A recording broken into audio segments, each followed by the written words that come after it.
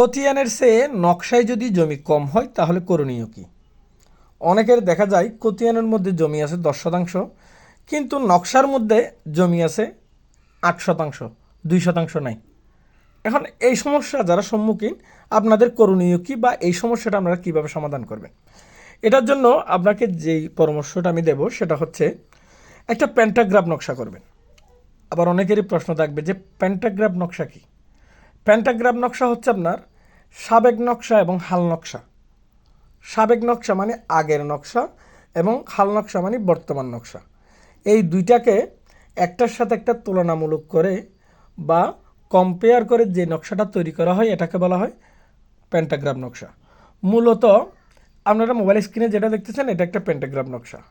Pantograph নকশা যখন করবেন, সাবেক নকশার উপর যখন হাল নকশাটা বসাবে তখন কিন্তু বোঝা যাবে এই কম জমিটা কোন দাগের মধ্যে অবস্থিত বা কোন দাগের মধ্যে ঢুকছে, এটা কিন্তু আপনারা সহজেই বুঝতে পারবেন। তখন এই খতিয়ানের চাইতে নকশায় যখন জমি কম হবে, এই কম জমিটা খুব সুন্দরভাবে খুব সহজভাবে বের করতে পারবেন এই প্যান্টাগ্রাফ নকশার মাধ্যমে। সুতরাং যাদের এই সমস্যার সম্মুখীন, আপনারা যারা এই সমস্যার মধ্যে জর্জরিত, আপনারা চাইলে এই প্যান্টাগ্রাফ নকশা বা তুলনামূলক নকশাটা করে এই আপনার কম জমিটা খুঁজে বের করতে পারবেন। ধন্যবাদ।